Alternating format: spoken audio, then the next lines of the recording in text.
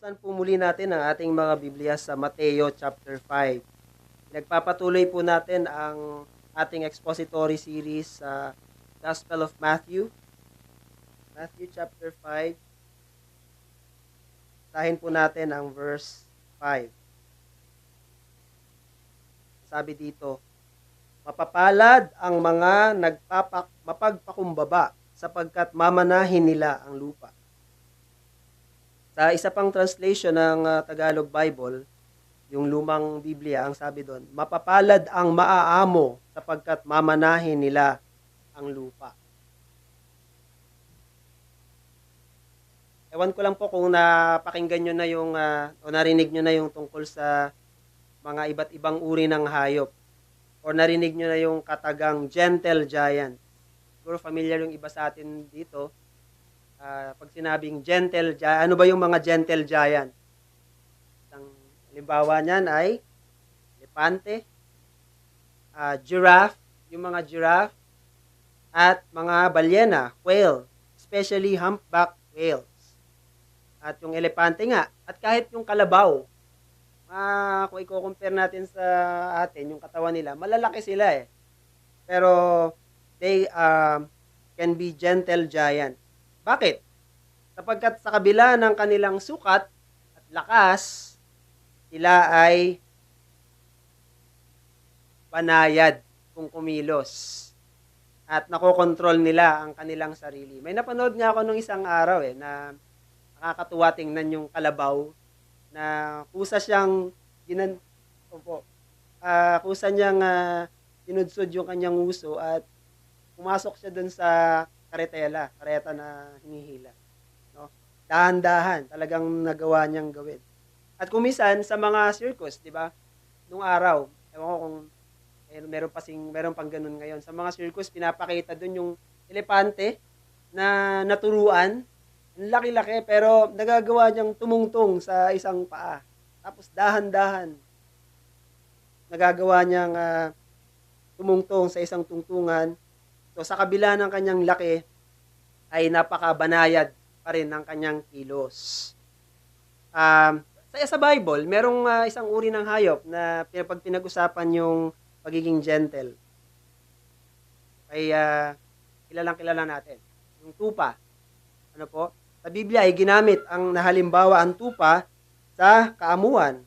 At ginamit nga itong halimbawa ni Propeta Isaias. Sabi niya, yung tupa, inihalin tulad niya ang ating Panginoong Hesukristo nang siya ay dalhin sa krus sa katayan ang tulad ng tupa na sumusunod at hanggang siya ay dalhin sa katayan, siya ay hindi umiimik. Ngayon ay pag-aaralan natin ang isang mahalagang katangian ng mga mamamayan ng kaharian ng langit sa verse 5 ng Matthew chapter 5, ang mga mapagpakumbaba o mga maaamo. Pag-aaralan natin ano ang ibig sabihin ng salitang maamo. Sa English po kasi, ang ginamit na translation mostly sa mga English ay yung salitang meek sa English. Sabi sa NASB, blessed are the gentle. Most of the translation ay meek, tapos sa NASB, gentle. And bihira lang yung gumamit ng salitang humble. Sa Tagalog translation, kadalasan, mapagpakumbaba. Pero ganun pa man, magkahaling tulad or magkapareho ng kahulugan ang mga bagay na ito dahil kinakailangan ng kapakumbabaan para sa isang at makikita yung kapakumbabaan dun sa isang nilalang na nagtataglay ng kalakasan, kabilisan. Kung wala ang kapakumbabaan, hindi rin maaaring maging maamo ang isang nilikha. So, gagamitin natin sa pag-aaral natin yung salitang maamo o yung kaamuan. Sa ating pag-aaral ngayong umagang ito, una, i-define natin ano ba ibig sabihin ng kaamuan or meekness sa English. At ano yung pangalawa, paano makikita o masusubok ang kaamuan. Kasama na dito yung mga example sa Biblia ng mga taong maamo o naging halimbawa sa kaamuan. At ikatlo, yung sa second part ng verse 5, sapagkat mamanahin nila ang lupa. Ano ang mapapala ng mga maaamo? So, dumako po tayo sa unang punto, i-define natin ano ang kaamuan. Bago natin ibigay yung tunay na kahulugan nito, bigyan muna natin siya ng paglilinaw o sa paraang negatibo, pag-aralan natin kung ano ang hindi ibig sabihin nito. Diba? Nung mga nakaraan, ginawa natin yan. Ano ba ang hindi ibig sabihin ng maamo para maiwasan natin ang mga maling pananaw. Ang pagiging maamo ay hindi nangangahulugang mahina o lampa o yung kinakayan-kayanan lang. At sasabihin na, oy, maamo siya. Dahil hindi siya wala siyang kakayahang lumaban, kumisan, iniisip na agad natin, oy, maamo siya. Hindi kasi lumaban. Sa katotohanan, ang mga inaasahang maging maamo ay yaong mga nagtataglay ng kalakasan, kapangyarihan, at karapatan. Yung hindi mo inaasahan na alam mo gagawin pero hindi niya ginawa. Yun ang ibig sabihin ng maamo. Sa kabila ng kanilang taglay na lakas, kapangyarihan, at maging karapatan, hindi nila ginamit ang mga ito para sa pansariling pakinabang. Ang pagiging maamo ay hindi rin natural na pag-uugali na inaakala ng ilan sapagkat may ilang tao na mukhang maamo dahil sila ay malamya kumilos, no? O kaya matatakutin, napapagkamalian ito ng iba na maamo na, no? O kaya mahiyain o hindi kayang humarap sa pagsubok o mga hamon. Hindi ito ang tunay na kahulugan ng pagiging maamo batay sa ating teksto na binabasa. Ayon pa kay Dr. Martin Lloyd-Jones at natulungan po tayo sa kanyang ministeryo sa pag-aaral dito sa Sermon on the Mount. Sabi niya, ang sabihin sa ating sarili na tayo ay dukha sa espiritu, makasalanan, ay mas madali kaysa iba ang magsasabi sa atin. Diba, pinag-aralan natin nung nakaraan yung pagiging dukha sa espiritu. At yung pagiging dukha sa espiritu po ay nagsisimula sa ating sarili. Kinakailangang makita natin yung ating sarili na tayo ay dukha sa harapan ng Diyos, wala tayong maipagmamalaki sa harap ng Diyos, anumang kabutihan na ginagawa natin ay hindi natin pwedeng isipin na ito'y kayamanang espiritual at magagawa nating ipagyabang ito, kundi ang lahat ng bagay sa atin ay namantsahan ng kasalanan.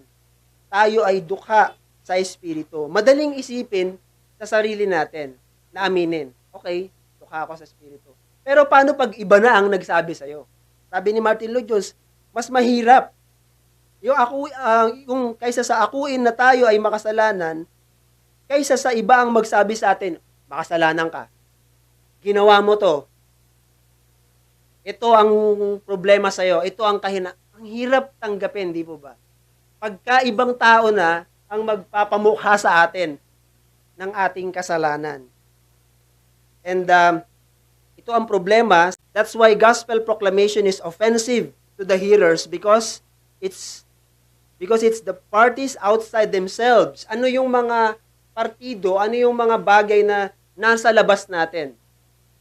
Kasulatan, mga nangangaral, they are those who are exposing our filthiness. Kaya pag nangaral, pag merong nangangaral at sinasabi dun sa mga taong pinangangaralan, makasalanan ka sa harap ng Diyos. Sasabihin agad ng iba, defensive sila. Sino ka para magsabing makasalanan ako? Makasalanan ka rin eh. Yun yung natural na reaksyon ng mga tao. Ngunit sa Biblia po ang kaamuan, ang tunay na sukatan ng pagiging dukha sa espiritu. At kaya nauna na nating pinag-aralan yung dukha sa espiritu. Hindi po ito bigla-bigla na lang or wala sa pagkakasunod-sunod. Ito ay sinadya ng Panginoon na unahin, na sabihin niya, mapalad ang mga dukha sa espiritu. Dahil unang-una, makita natin muna sa ating sarili, tayo ay dukha sa espiritu. Ngayon, paano masusubok? Paano mo malalaman? Ano yung acid test? Isa kang ang dukha sa espiritu. Now, dito sa ika-5 versikulo, sinabi ng Panginoon, mapapalad ang mga mapagpakumbaba, mapapalad ang mga maaamo. Ang kaamuan ay katibayan ng gawa ng banal na espiritu sa buhay na binago at katunayan na ang isang tao ay may tunay na pakikipag-isa kay Kristo. Binanggit po yan sa Galatians chapter 5 verse 22. Galatians chapter 5 verse 22. Ano ang bunga ng Espiritu? Ano ang palatandaan na ang isang tao nga ay na kay Kristo? Siya ay namumunga. Meron siyang bunga ng Espiritu at ano-ano ito? Sinabi dito sa 22. Teka, bakit ganun? Okay. Okay, hindi pala ako ng pihit. 5 verse 22. Subalit ang bunga ng Espiritu ay pag-ibig, kagalakan, kapayapaan, pagtitiyaga, kagandahang loob, kabutihan, katapatan, verse 23, kaamuan at pagpipigil sa sarili. Laban sa mga ito ay walang kautusan. Laban sa mga ito ay walang kautusan. Binanggit dun yung kaamuan. Bunga ito ng banal na espiritu. Sinabi pa ni Dr. Martin Lloyd-Jones, meekness is compatible with great strength, authority, and power. Kaya kaya binigay kong illustration kanina sa introduction yung mga gentle giants. Kasi kung tutusin, kaya-kaya ka naman tapakan ng elepante. Diba? Pero dahil siya ay naturuan, siya ay napaamo. Kaya merong salitang ganun, diba? Napaamo. Kaya yung kalabaw, pwede ka naman niyang suwagin, diba? Pero dahil siya ay napaamo, napapasunod mo siya kahit saan mo siya gusto. At dahan-dahan pa. Dahan-dahan. Meron pa nga tayong napanood, lumuluhod pa sila, di ba? Napaka-marahan ng kanilang kilos. Pero kung tutuusin, pag tumakbo yan, di ba, yung mga napapanood natin, mga sa, yung, ano bang tawag nun? Torero, or yung mga bull rampage, di ba, mga toro, talagang, hindi mo sila kayang pigilan. Pero pagka napaamo ang isang malaking hayop, ito ay napakabanayad ng kilos. Ang taong maamo ay hindi ang taong maamo ay hindi inaalala. Hindi niya inaalaala ang sarili kung paano ipagtatanggol ang sarili sa iba. A meek person is not defensive. Ang pagiging maamo ay hindi dumedepensa sa iba. Kaya madalas ang mga tao, pag sinabihan mo ng kanilang mali o pinuna mo, defensive agad. Ito ba ay palatandaan ng pagiging maamo? Ang taong maamo ay hindi puno ng awa sa kanyang sarili. A meek person has no self-pity. Kung pwede mong tanongin yung sarili mo, ako ba ito? Ako ba ay maamo? Ako ba ay may pagpapakumbaba? Ang isa sa mga pananalita ng mga kulang o walang kaamuan, yung lagi na lang ako na naman. Diba? Kawawa naman ako. Ay, wala kayong ginagawa, ako na lang gumagawa lahat dito. Ang taong maamo ay palaging mapagpakumbaba. Sabi nga ni John Bunyan, he that is down need fear no fall. Hindi na siya natatakot, nasa baba na siya eh. Diba? Hindi rin niya ipinagmamalaki ang kanyang nalalaman, sa halip ay banayad sa kanyang kilos at galaw sa kabila ng kanyang taglay na kaalaman at karunungan. Yung mga taong mga makapangyarihan, marami silang alam, dito makikita kung talagang ang taong ito ay meek o hindi. Maaari nating tanungin ang ating sarili. Sabi sa James chapter 3 verse 13 sa King James Version, let him show his work with meekness. Sa Santiago, basahin natin chapter 3 verse 13. James 3:13. Sino ang marunong at maunawain sa inyo? Ipakita niya sa pamamagitan ng mabuting pamumuhay ang kanyang mga gawa sa kaamuan ng karunungan. Sayang ang karunungan, sayang ang taglay-taglay na galing na isang tao kung wala naman siyang kaamuan. It will end up bragging o ipagmamalaki niya lang ang kanyang karunungan. Verse 17, ngunit ang karunungang buhat sa itaas, unay malinis, saka mapagpayapa, banayad. Binanggit ulit yung salitang banayad, gentle, mapagbigay, puspos ng kaawaan, at ng mabubuting bunga, walang pagtatangi, walang pagkukunwari. At saka sa verse 18, at ang bunga ng katwiran ay itinatanim sa kapayapaan ng mga gumagawa ng kapayapaan. Kapag ang isang tao ay mayroong meekness, hindi siya mauuwi sa kaguluhan, laging may kapayapaan, merong pleasantness, merong katahimikan sa palibot ng taong ito. Ang taong tunay na maamo ay handa sa anumang iisipin, ito mahalaga po ito, handa sa anumang iisipin, sasabihin, at gagawin ng Diyos sa kanya. Meron bang sinasabi ang kasulatan patungkol sa iyo? Nangungusap ang Diyos sa iyo? At meron bang ginagawa ang Diyos sa buhay mo ngayon? Kasama na dyan yung mga pagsubok, kasama na dyan yung mga bagay na hindi mo maintindihan na nangyayari, na kung alam mo ang pagiging soberano ng Diyos, alam mo kung na ang Diyos ay nagtakda ng mga bagay, kumisan, napakahirap sa atin isipin, bakit nangyayari ito? Minsan, umiiral pa rin yung damdamin na, hindi ko to gusto. Panginoon, bakit nangyayari? Nagko-question ng mga tao sa Panginoong Diyos. Ngunit kung ang isang tao ay may kaamuan, handa niyang tanggapin ang mga pagpapahayag ng Diyos sa kanya. Handa niyang tanggapin ang mga ginagawa ng Diyos sa kanya. At kung handa mong tanggapin ang mga sinasabi ng Diyos sa iyo, ginagawa ng Diyos sa iyo, ganun din sa mga tao. Ano ba yung mga sinasabi, iniisip ng tao at ginagawa ng tao sa iyo? Minsan iniisip ng iba, hindi ako karapat-dapat, I don't deserve this treatment.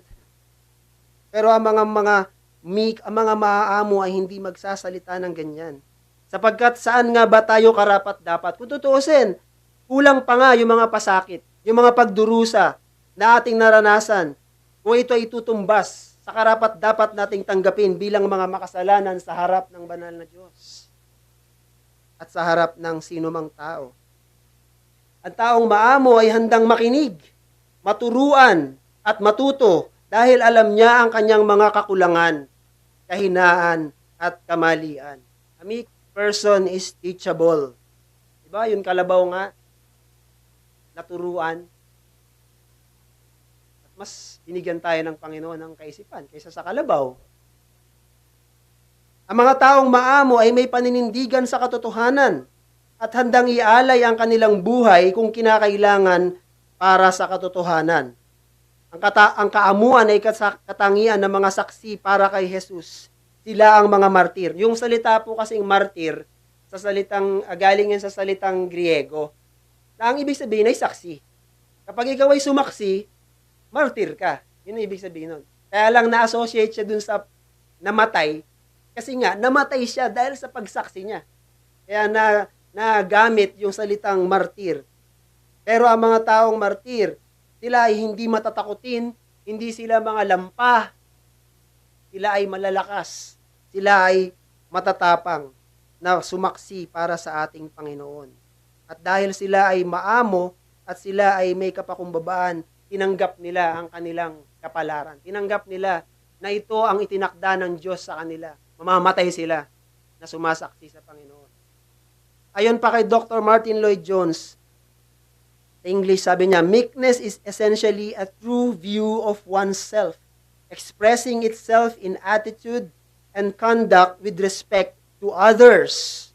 It is my attitude towards myself, and it is an expression of that in my relationship to others. Sabi ni Dr. Martin Lloyd-Jones, yung kaamuan ay yung tunay na pananaw mo sa iyong sarili. Karugtong tunong pagkilala mo sa iyong sarili na isa kang dukha sa Espiritu. At, kaakibat nito, yung pagtugon mo o pakikitungo mo rin sa iba. At ito ang maghahatid sa atin sa ikalawang punto. Paano makikita o masusubok ang kaamuan? May dalawang subpoint ito. Ang kaamuan ay makikita sa dalawang kaparaanan. Una, kapag ikaw ay itinutuwid sa iyong sariling mga kamalian o kasalanan. Kapag yung focus ng pagtutuwid, ng pagsaway, ay nasa sarili mo. Ikalawa, kapag ikaw ay humaharap naman sa kamalian, kasalanan, kalupitan at pang-aabuso at maging mga kahinaan ng iyong kapwa. Punta muna tayo doon sa isa. Kapag ikaw ay itinutuwid sa iyong sariling kamalian at kasalanan, basahin natin ang James 1 verse 21, Santiago 1 verse 21. Sabi niya dito, kaya't alisin ninyo ang lahat ng karumihan at ang nalalabing kasamaan at tanggapin ninyo na may kaamuan ang salitang itinanim na may kapangyarihang magligtas ng inyong mga kaluluwa. Isa pang talata, si Pablo naman nagsabi nito. Efeso chapter 4, verse 1 hanggang 2. Sabi ni Pablo, Ephesians chapter 4, verse 1 to 2. Kaya't ako na bilanggo sa Panginoon ay nagsusumamo sa inyo na kayo'y lumakad ng nararapat sa pagkatawag na sa inyo'y itinawag, na may lubos na kapakumbabaan at kaamuan, may pagtitiyaga na magparaya sa isa't isa sa pag-ibig. Kapag ka merong mga pagsaway, pagpuna sa atin, anumang bagay ito na itinuturo sa atin, naway tanggapin nating may kaamuan, may pagtitiyaga. Ang mga likas na tao na walang taglay ng Espiritu ng Panginoong Hesukristo, sila ay katulad ng mga mababangis na hayop. Ang mga mababangis na hayop, hindi naman lahat ng oras mabangis eh. May time na mabait din naman. Pero, mabait lang sila o maamo lang sila sa'yo kung mabait ka sa kanila. Paano kung nasaktan mo na sila? Ibang usapan na yan. Diba? Mabait lang ako kung mabait siya sa akin. Pero wag niya akong sasaktan. Makikita niya. Yan ay isang kaisipan ng kabangisan at yan ay hindi naglalarawan ng kaamuan. Ngunit, yung mga likas na maaamong hayop, diba, kagaya ng illustration ko kanina, yung tupa, kahit saktan, hanggang sa katayan, kakatayin na lang, hindi rin siya sumigaw. Makikita ang tunay na kaamuan sa panahon ng karamdaman, pagsubok, pag-uusig at pang-aapi mula sa kapwa. Maltreatment ng kapwa. So ang tanong, ano ang reaction mo kapag ikaw ay pinupuna, pinangangaralan, sinasabi sa iyo ng mga tao ang mga kamalian mo at mga kasalanan mo? Now, ito ay reaction o ito ay attitude ng isang tao sa kanyang sarili. But what about the others? Paano pag iba naman? Paano pag iba na ang nakikita mo? Pag tumingin ka na sa iba, ito yung ikalawang subpoint. Kapag ikaw ay humaharap sa kamalian, kasalanan, kalupitan, pang-aabuso at mga kahinaan ng iyong kapwa, ano ang attitude mo pag nakita mo ang attitude ng iyong kapwa? Magawa ng masama, hindi maganda yung ugali, di ba? 2 Timothy chapter 2 verse 24. Ang sabi sa English, sa King James pa the servant of the Lord must be gentle. 2 Timothy chapter 2 verse 24.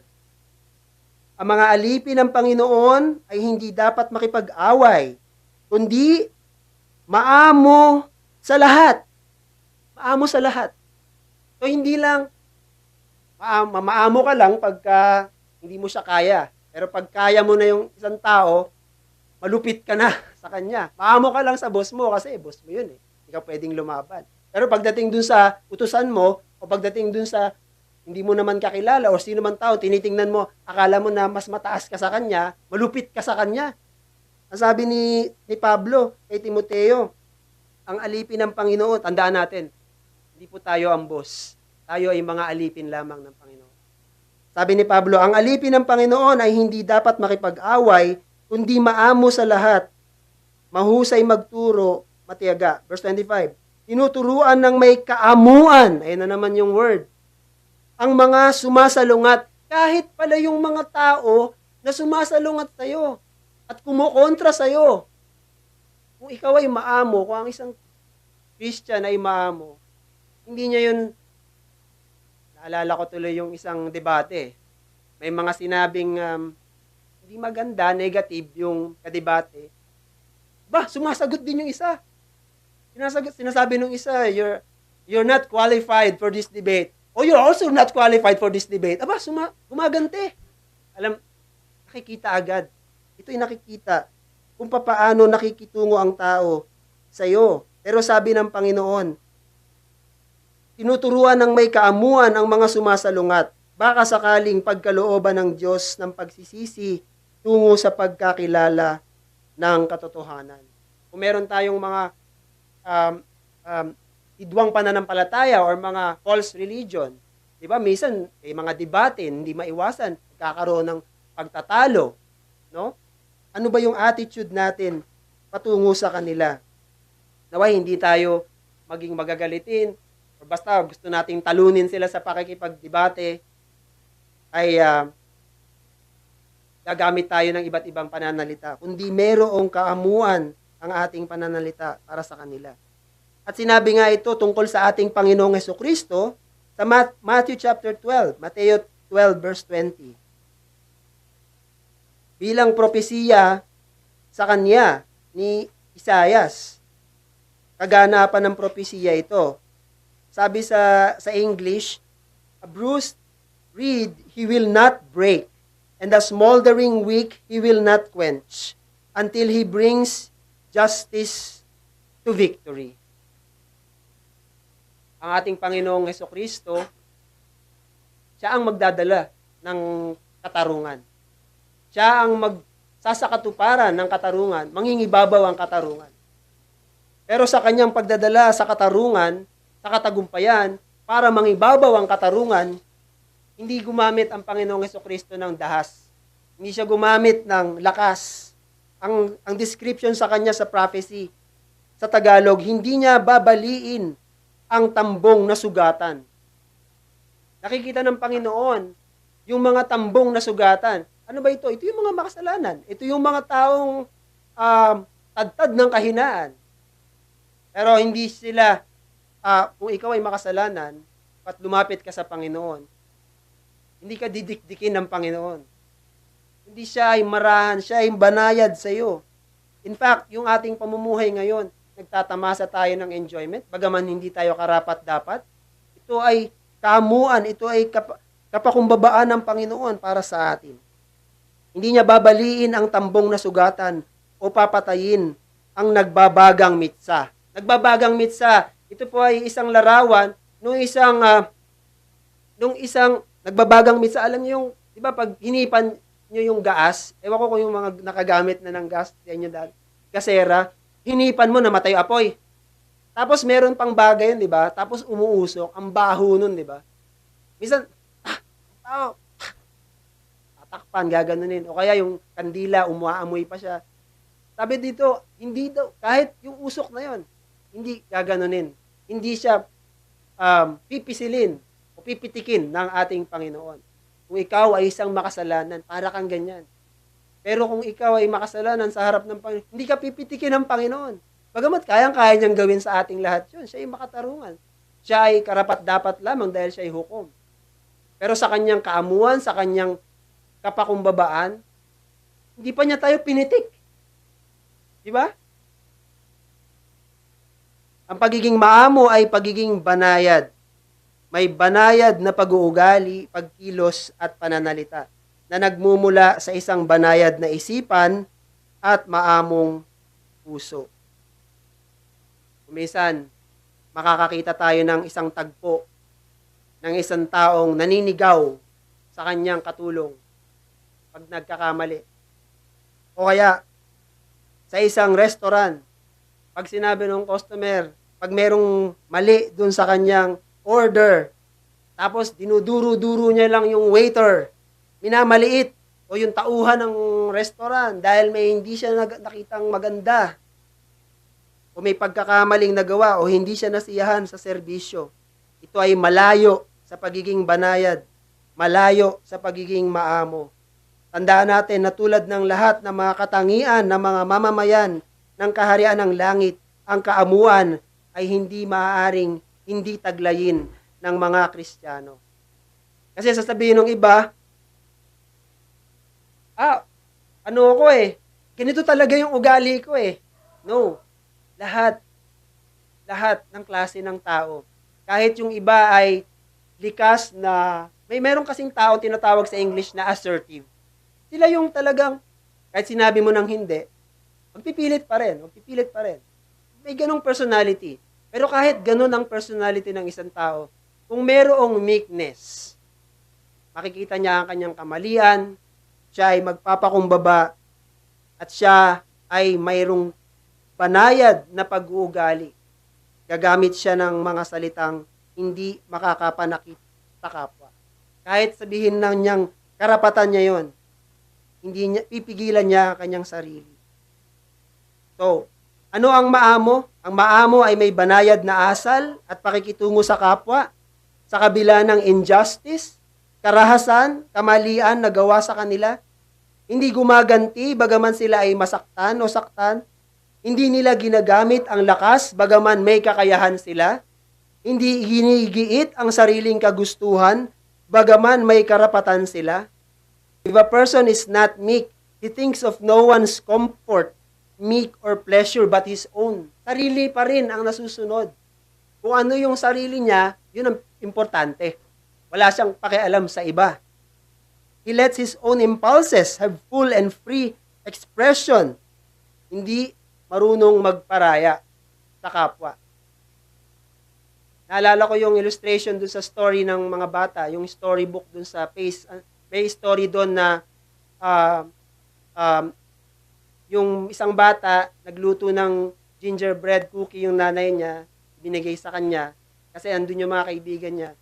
Tatlong cookie, tigi-tigisa sila.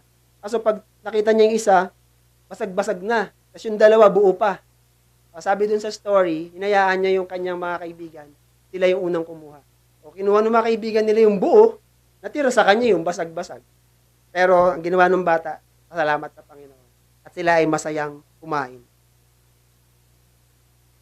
A person who is not meek demands all his rights, forgetting that the other members have rights too, and that home happiness can be secured only by meekness, o yung pagpaparaya. Each seeking not to be ministered, but to minister. Bilang ibang application sa iglesia ng Panginoon. May mga tao sa church na ang kanilang punto sa pagpunta sa church, ano ba yung matatanggap ko dyan? Ano ba mapapala ko dyan? Pero nakalimutan nila na, ano ba yung pwede kong gawin para sa kanya? Para sa kapatid na ito. Ano ba mga halimbawa ng kaamuan sa Biblia? Napakarami nating halimbawa. Si Abraham, nabasa natin yan sa scripture reading. Nung nag-aawa yung mga tauhan nila ni Lot, napakanyang pamangkin. Ang sabi ni Abraham, hindi tayo dapat mag-away. Sige, sabi niya, piliin mo kung ano yung gusto mong lugar at doon ka. Kung dito ka, pinili mo, dito na lang ako. Kung dito ka, pinili mo, dito na lang ako. Yan ay halimbawa ng meekness. Si Job, nung sinabi ni Satanas, na sinubok siya ni Satanas, sabi kasi ni Satanas, sige, pinagpapala mo si Job, naglilingkod siya sa'yo, sumasamba siya sa'yo, kasi pinagpapala mo siya, sige nga, tanggalin mo lahat yan. Tingnan natin kung hindi na siya maglilingkod sa'yo, sabi ni Satanas sa Panginoon. Pero ang sabi sa isang talata, basahin natin ang Job 13 verse 15. Matapos ang lahat ng, sabihin na lang natin yung salita, kamalasan. Matapos ang lahat ng mga kamalasan na dumating sa buhay ni Job, ang sabi niya sa Job 13 verse 15, sabi niya, bagaman ako'y patayin niya, tinutukoy niya ang Panginoon. Kasi alam ni Job na ang Panginoon ay may karapatang kumitil sa kanyang buhay. Sabi niya, bagaman ako'y patayin niya, ako'y aasa pa rin sa kanya. Sabi niya, even though he slays me, yet I will trust in him. Si Moses, sabi sa Numbers chapter 12, verse 13, hindi ko na po bubuklatin, pero yung istorya doon, dinescribe si Moses, sabi, ang description sa kanya, si Moses ang pinaka-maamong tao na lumalakad sa panahon na yon. Bakit? Kasi yung background ng story, nainggit sa kanya si Aaron, si Aaron at si Miriam. At sinasabi nila, bakit? Siya lang ba ang lingkod ng Diyos? Kami rin naman At marami silang mga salitang hindi maganda laban kay Moises. Pero hindi sumagot, hindi gumanti ng sagot si Moises sa kanila. Pero ang Panginoon ang nag-intervene. Ang Panginoon ang naging defender ni Moises.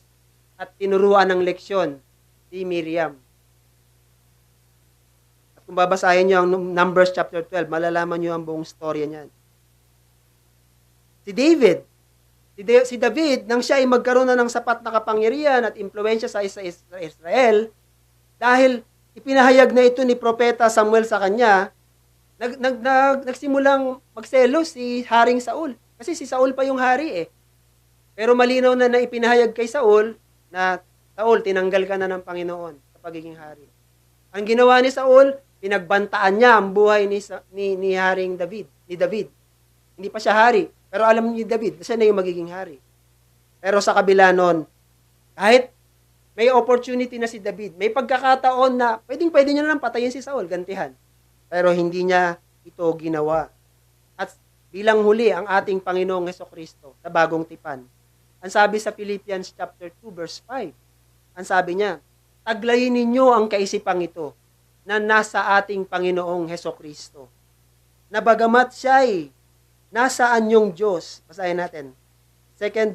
Philippians chapter 2 verse 5.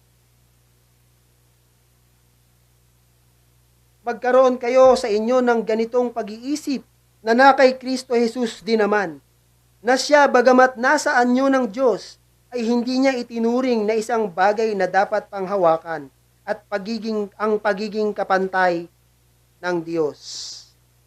Ang ating huwaran ng kapakumbabaan, kaamuan, walang iba ang ating Panginoong Hesukristo. At siya na rin mismo, categorically, sinabi niya na, ipinahayag niya tungkol sa kanyang sarili. Ang sabi niya sa Matthew chapter 11 verse 29. Ang sabi niya dito, Matthew chapter 11 verse 29. Verse 28. Sabi niya, lumapit kayo sa akin, kayong lahat na nanlulupaypay at lubhang nabibigatan, at kayo'y bibigyan ko ng kapahingahan. Pasanin ninyo ang aking pamatok at matuto kayo sa akin, sapagkat ako'y maamo at may mapagpakumbabang puso, at makakatagpo kayo ng kapahingahan para sa inyong mga kaluluwa. And then, sabi ni Pedro sa 1 Peter, basahin natin muli. 1 Peter chapter 2 verse 21. Dinescribe ni Apostol Pedro ang Panginoon dito. 1 Peter 2 verse 21 hanggang 23.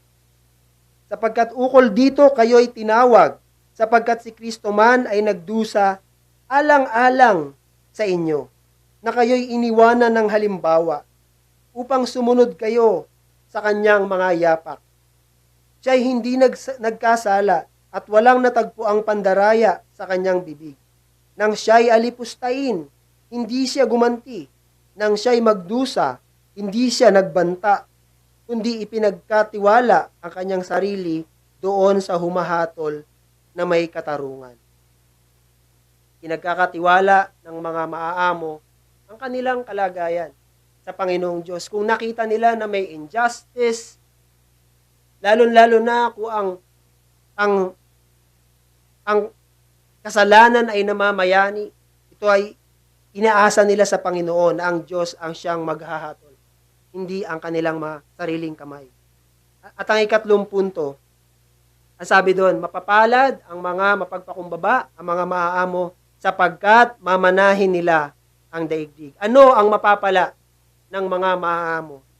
Alam niyo po, sa sistema sa mundong ito, ano ang sistema ng mundo para magtamo ng kayamanan? Para mapasayo ang buong mundo. Kailangan talunin mo silang lahat. Sakupin, lupigin, gapiin. Di ba? Ganyan ang prinsipyo ng mundo. Ito ay evidence sa kasaysayan ng daigdig. Merong mga imperyo na lumitaw. Ano ba sila? Maamo ba sila o mababangis?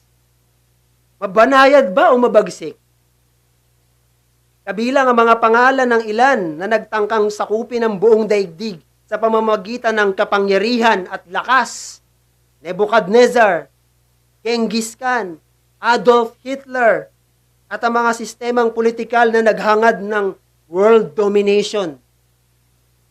Yung Axis powers noong World War II. At napakaraming buhay ang nakitil. Dugo'y dumanak. Mga caliphates noong Dark Ages, noong Middle Ages. At iba't ibang empire na naghari sa iba't ibang panig ng daigdig. Ang kalakaran sa sanlibutan ay matira, matibay. Unahan, palyahan, singitan. Sana po mga kapatid, ay kahit sa pagbili lang sa tindahan, maalala natin to. Makikita po natin yan. Kunyari, bibili ka ng suka, Pagdating mo doon sa tindahan, may tao dito. Hindi mo na, maraming tao, hindi nila napapansin, meron ng tao na nauna, biglang, pabili po ng ganito, hindi niya napansin, meron nang nauna sa kanya.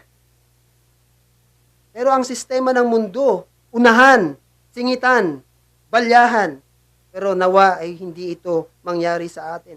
Ang prinsipyo ng sanlibutan, kung mahina ka, wala kang mapapala. Kaya kailangan kang maging palaban. Kaya yung iba, ang iniisip ng iba ganito, mahirap lang ako, pero one day, maghihiganti ako. Balang araw, luluhod ang mga tala. Di ba? Kakayan-kayanin ng iba, kaya kailangan kang maging palaban. Ano ang motto ng sanlibutan? Survival of the fittest. Yung tinatawag na dog eat dog. Cutthroat competition. Kailangan mong maging agresibo upang malampasan mo silang lahat at mapasayo ang tagumpay na inaasam-asam. Maaangkin mo ang kayamanan, ang malawak na lupa, ang malaking market share, ang mataas na pwesto, ang tugatog ng tagumpay, lahat ng kayamanan, karangyaan na pwedeng ibigay ng mundong ito, maaangkin mo. Ngunit taliwas ito sa sinasabi ng Panginoon. Sino ang magmamana ng lupa? Alam nyo, mga kaibigan, mga kapatid, lahat ng nakikita nyo, itong buong mundong ito, even the planets, ang magmamana niyan ay ang mga maaamo. Hindi nga lang ngayon, pero ipinangako yan ng Panginoon. I-define natin, ano ba yung mana? Ang mana ay kayamanan na ipinagkakaloob ng isang magulang sa kanyang mga anak. Diba?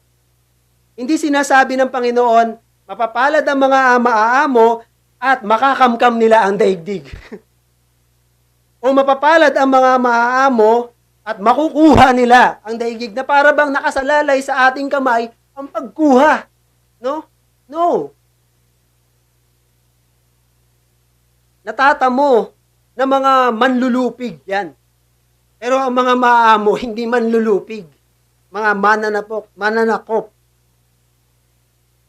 Ang mga nagpupunyaging makuha nila ang kanilang inaasam-asam. Hindi, sapagkat ito'y mana. Mamanahin nila ang daigdig.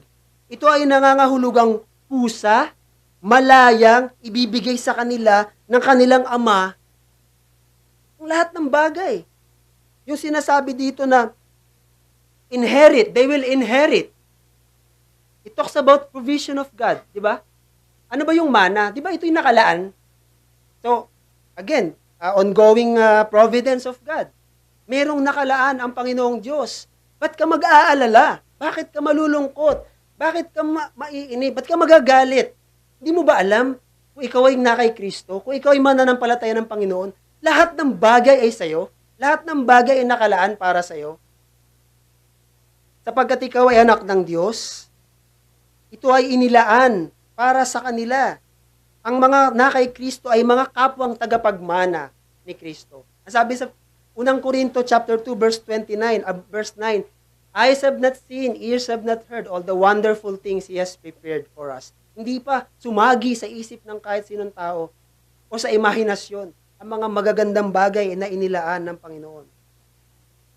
Mamanahin nila ang daigdig.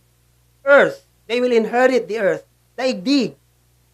You know what? It talks about the totality of all the possible earthly riches, enjoyment, and honor to a man that God intends to give him. Wow. Just wow. Taliwas sa kaisipan ng mundo, sa pag-iisip na mga kaparaanan upang maangkin ang kayamanan, kasayahan, karangalan sa mundong ito. Ang mga bagay na ito ay pinagkakaloob at ipagkakaloob ng Ama sa kanyang mga anak. Ito ang magandang bukas na naghihintay sa mga tao ng Diyos, sa mga maaamo sa daigdig na ito. Bagaman hindi pa natin ito nararanasan ngayon. Pero masasabi natin, kagaya ng sinabi ni Pablo, ang sabi niya, I can do all things through Christ who strengthens me. Basahin natin Philippians 4 verse 10.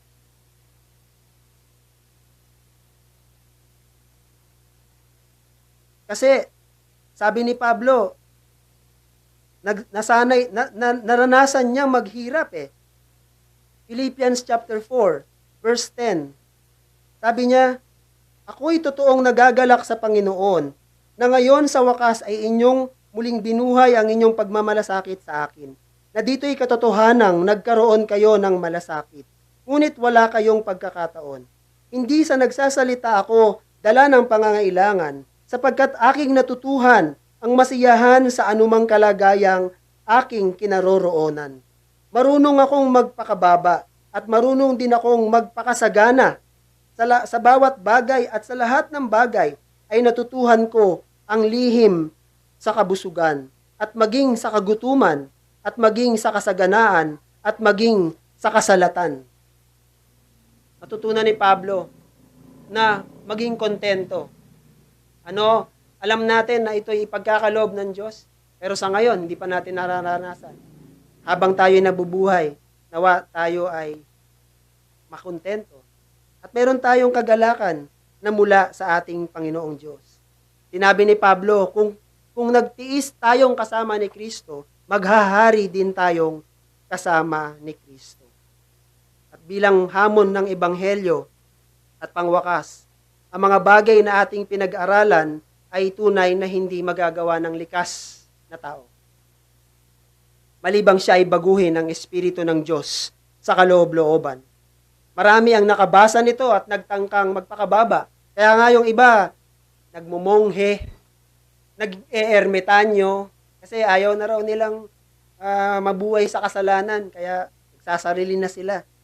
Pero sabi nga nung isang nabasa ko, yung tao, pag tinanggal mo yan sa lipunan, nilagay mo sa isang pulo, wala na siyang kaaway. Tahimik na. No? Kung siya'y magnanakaw, nilagay mo sa pulo, wala na siyang pagnanakawan. So, ang tanong, hindi na ba siya magnanakaw? Magnanakaw pa rin. Yung puso niya'y nananatiling lumalaban sa Diyos, nagmamataas sa Diyos. Imposible itong magawa ng tao sa kanyang sariling kakayahan at kalakasan. Tandaan natin ang kaamuan ay kalakip ng kapakumbabaan. Ang sabi ng Panginoon sa Luke chapter 14 verse 11, sapagkat ang bawat nagmamataas ay ibababa at ang nagpapakababa ay itataas. Merong nag-aangking mga Kristiyano, kung ikaw ay nag-aangking Kristiyano, siyasatin mo ngayon ang sarili mo. Kung ikaw nga ba ay maamo at mapagpakumbaba. At kung ipinakita sa iyo ng Panginoon ang iyong kasalanan, magsisi ka. At humingi ka ng biyaya upang lubos mong maunawaan kung ano ang ibig sabihin ng kamuan. Kung nalaman mo, hindi ako maamo, hindi pala ako maamo. Panginoon, patawarin mo ako. At magsisimula kang malaman mo na dukha ka nga sa Espiritu. At sa pamamagitan ng Espiritu ng Panginoon, magkakaroon ka ng kaaliwan sa puso. At malalaman mo ikaw ay kabilang sa kaharian ng Diyos. At unti-unti kang lalago sa pagiging kawangis ng Panginoong Hesukristo. At sa ating mga kaibigan na ngayon pa lang nakapakinig ng mensaheng ito, ang kabaliktaran ng kaamuan ay pagmamataas. Pagmamataas, una sa lahat, laban sa banal na Diyos. Ang pagtangging aminin ang sariling kasalanan at patuloy na paglaban sa kalooban at salita ng Diyos. Ito ay nakikita sa patuloy na pagbibigay ng halaga sa sarili, pag-aasam ng mga bagay para sa sarili at sariling kapakinabangan. Ang sabi ni Pablo sa 1 Corinthians 6 verse 9 and 10, hindi magmamana ng kaharian ng Diyos ang mga taong ito. Ngunit merong mabuting balita. Kung nakita mo ang iyong kasamaan at kasalanan sa harap ng Diyos, kung in-expose na ngayon ng Diyos ang iyong puso, sinasabi ng Panginoon, pumarito kayo, huwag kang lumayo. Lumapit ka sa Panginoon, sapagkat ang sabi ng Panginoon, pumarito kayo at tayo'y mga tuwiran sa isa't isa, sabi ng Panginoon. Bagaman ang iyong mga kasalanan ay tulad ng matingkad na pula, ang mga ito'y magiging mapuputi na parang nyebe. Bagaman ito'y mapulang-mapula, ang mga ito'y magiging parang balahibo ng tupa. Pagsisihan mo ang iyong kasalanan sa harap ng banal na Diyos. Lumapit kang may pananampalataya sa iisang solusyon para sa iyong kasalanan na ipinagkaloob ng Diyos din. Diyos mismo. Ito ang kanyang anak na namatay sa krus, nagdusa, dumanak ang kanyang dugo upang bayaran ang lahat ng kasalanan ng kanyang mga tao ng bawat lumalapit sa kanya na may pagtitiwala sa kanyang pangalan. At ang sabi ng Biblia, ang lahat ng tumanggap sa kanya na sumasampalataya sa kanyang pangalan ay kanyang pinagkalooban sila ng karapatan na maging mga anak ng Diyos. At kung mga anak ay mga tagapagmana rin, mga tagapagmana ng Diyos at mga kasamang tagapagmana ni Kristo. Tayo po'y manalangin. Panginoon, salamat po sa leksyon na aming napakinggan sa umagang ito. Tulungan niyo po ang inyong mga tao sa area ng kaamuan, kapakumbabaan, in this area of meekness. Indeed, for the natural man, it is difficult. In fact, it is impossible, O Lord. Ngunit sa inyong espiritu, sa mga nagtataglay ng espiritu ay may bunga ng kapakumbabaan, may bunga ng kaamuan, ng isang banayad na puso at isipan na tunay na inyong binago. O aming Diyos, magkabunga nawa ang lahat ng ito. Sa ngalan ng aming Panginoong Hesus, ito pong aming samot dalangin. Amen.